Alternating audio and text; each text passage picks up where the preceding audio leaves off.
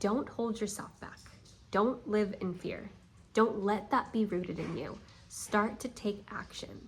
Start to do those things that you want to do because you are capable of doing it.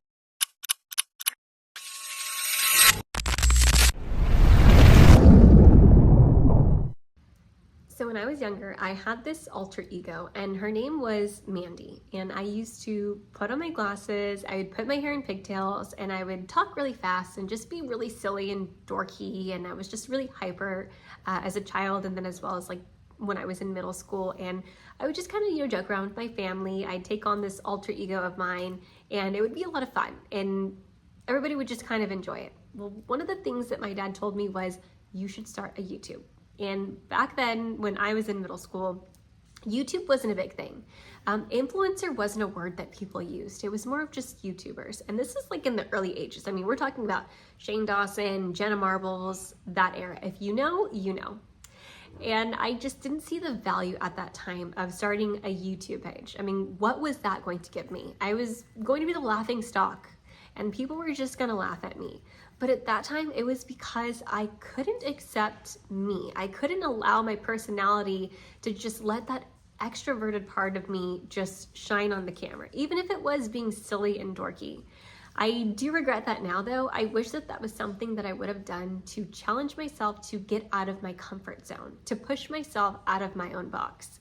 And let's be totally honest, if I would have done the YouTube page back then, I could have been sitting pretty, possibly on a beach somewhere. But I didn't. I chose a more traditional path. I went to school, I went to college, and now, I went to a 9-to-5 job, and well, we're clocking in every week, basically. So basically what I learned from that was I held myself back. And yes, I was younger and I didn't understand the value of what just putting myself out there would have meant. I had the fear of allowing people to see me. And it took a lot of years, a lot of wisdom, a lot of life experiences to learn how to accept me and myself and what I have to offer. So if you are sitting on something where you want to create that content or you want to make those videos, it could be something super simple. Maybe you want to start that cooking channel. Maybe you do want to make those funny, silly videos. Do not stop yourself. It's taken me a lot of time, over 10 years of experience, to realize that a lot of the decisions that we make, and part of the reason why we tend to hold ourselves back, is based out of fear. It's rooted in the fear of allowing others to see us. Even if it's something that we're really excited about and we really want to do, we tend to hold ourselves back. And that might not entirely be our own fault. That can also be conditioning from family or friends, or just feeling like we aren't good enough. And unfortunately for some of us, it could be specifically being told that we weren't enough or we weren't going to amount to anything. Well, what I want you to do is to start working on unraveling that mindset. You are enough. You have enough experience. And if you don't, take action and get that experience.